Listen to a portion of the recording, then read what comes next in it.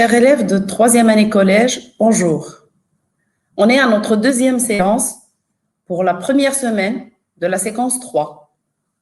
C'est une leçon de langue, l'imparfait et le passé simple.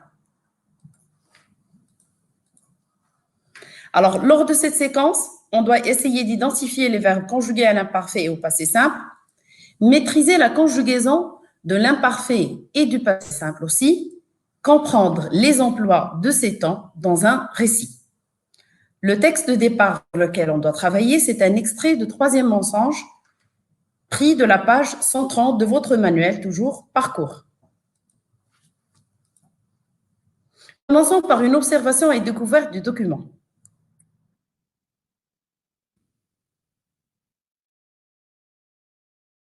Alors, en observant le document, on saisit qu'il y a des mots qui manquent. C'est un texte à trop. Les mots manquants, ce sont des verbes donnés à l'infinitif entre parenthèses. Revenons un peu au texte. Si on fait une première lecture du texte, juste la première ligne, le soleil, le vent, la nuit, les étoiles, les nuages, la pluie, la neige, tout, le verbe être, merveille, nous n'avoir peur de rien. Alors, je ne continue pas la lecture. On remarque que le texte est un récit, c'est-à-dire texte narratif. On pourrait revenir sur notre cours de lecture, pour pouvoir repérer les éléments du récit. Aussi, quand on parle du récit, le récit raconté au passé doit avoir des verbes conjugués à l'imparfait et au passé simple. Revenons vers les verbes qui sont proposés dans le texte. Les verbes proposés, on peut les sélectionner ainsi. On nous a proposé le verbe être et avoir qui sont des auxiliaires. On nous a proposé le verbe se, raconter et arriver, ce sont des verbes du premier groupe. On nous a proposé aussi des verbes du troisième groupe, un seul verbe, c'est le verbe suspendre. Conceptualisation. Revenons un peu à un contenu de langue. Un rappel de conjugaison des temps du récit. Alors, sachant que les temps du récit sont l'imparfait et le passé simple, prenons les verbes proposés dans le texte entre parenthèses. Alors, pour le verbe avoir, le conjugué à l'imparfait pourrait donner les formes suivantes. J'avais, nous avions. Pour le verbe être, j'étais, nous étions. Le verbe se raconter, je me racontais, nous nous racontions. Je rappelle que le verbe commence par se, c'est un verbe pronominal. N'oubliez pas l'emploi du pronom réfléchi à chaque conjugaison. Le verbe suspendre, troisième groupe, je le conjuguerai ainsi. Je suspendais, nous suspendions. En ce qui concerne l'emploi du passé simple, pour le verbe avoir, conjugué au passé simple, je pourrais obtenir les formes suivantes. J'eus, nous eûmes. Être, je fus, nous fûmes. Se raconter, je me racontais, nous nous racontâmes. Je reviens un peu sur la première personne.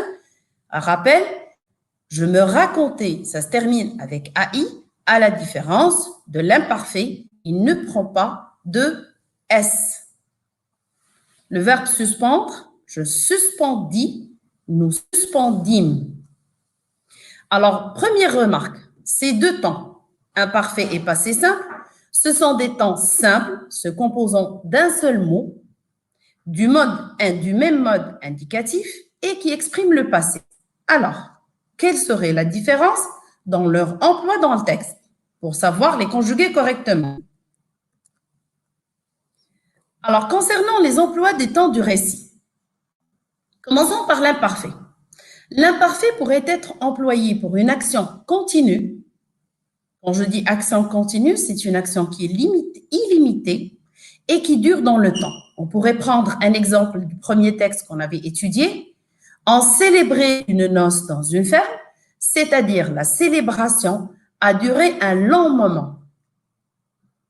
L'imparfait aussi pourrait exprimer une habitude ou une répétition. Alors, l'habitude et la répétition, c'est une action qui se répète, que ce soit à un rythme. Si c'est à un rythme, c'est une habitude. S'il n'y a pas de rythme, c'est juste une répétition. Je prends aussi exemple, chaque dimanche, Il faisait une marche de 30 minutes. L'action de faire la marche se répète chaque dimanche automatiquement et est conjuguée à l'imparfait du moment qu'il a une première valeur, c'est de l'action qui est continue et qui dure dans le temps. Dernier emploi de l'imparfait, c'est la description dans le récit. Pourquoi la description? Car c'est un état qui dure. Exemple, pris du premier texte aussi qu'on avait étudié. D'ailleurs, l'étranger à son habillement paraissait être un homme d'importance. On passe au deuxième temps. Concernant les emplois du passé simple, le passé simple est employé pour indiquer une action ponctuelle, c'est-à-dire une action limitée dans le temps. Exemple, pris du même texte de lecture. Il conduisit son cheval. L'action, elle est limitée dans le temps. Je sais à quel moment elle a commencé, à quel moment elle s'est terminée. Deuxième emploi, l'action soudaine. L'action soudaine, c'est une action qui se produit de manière subite, subitement. Exemple, pris du même texte aussi, tout d'un coup, parut un homme à cheval. Troisième et dernier emploi de passé simple, la succession d'actions. Remarquez, dans la valeur, vous avez succession d'actions. On ne parle pas d'une seule action, mais plusieurs. C'est-à-dire, j'aurai une suite d'actions qui se succèdent ou bien qui se suivent. L'exemple suivant, l'inconnu sauta lestement à terre, salua les convives de la main et conduisit son cheval. Je vous fais remarquer, dans la phrase, nous avons trois actions qui se suivent dans le temps et qui sont très courtes. Alors là, c'est une succession d'actions. Alors, récapitulons, l'imparfait et le passé simple sont les temps employés pour raconter au passé, mais à des emplois différents. C'est pourquoi, là, en comprenant leur emploi, on pourrait passer à l'utilisation de ces verbes correctement dans le texte. On doit compléter notre texte. Alors, pour conjuguer les verbes proposés entre parenthèses à la lumière de ce qu'on a expliqué, on pourrait obtenir les réponses suivantes. Le verbe être, du moment qu'il indique une description, vous pouvez revenir sur le texte, sur votre manuel, pour suivre l'explication. Alors, le verbe être, du moment qu'il fait une description, il doit être employé à l'imparfait. C'est pourquoi je le conjuguerai, je dirais était. C'est-à-dire, ma phrase deviendrait tout était merveille. Pour le verbe avoir, ici, il est employé pour la description. Automatiquement, je reviens aux emplois expliqués, c'est l'imparfait. Alors, on va obtenir la réponse suivante. Nous n'avions. Troisième verbe, se raconter. L'action du verbe se raconter, c'est une action qui est répétitive.